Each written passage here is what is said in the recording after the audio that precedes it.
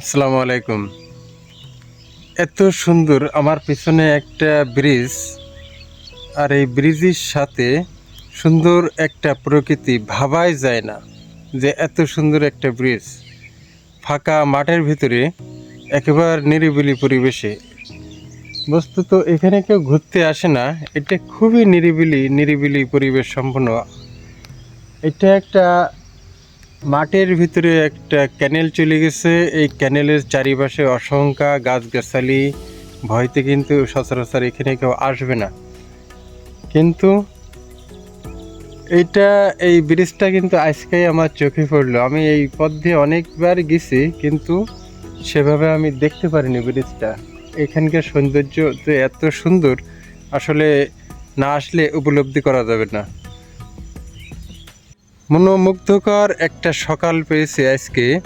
দেখুন সূর্যের কিরণ কত সুন্দরভাবে এই পাশে উকি দিচ্ছে।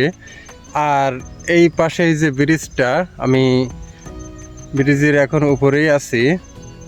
তো এই যে একটা পরিবেশ, এই পরিবেশ কিন্তু আপনি সব সময় পাবেন না।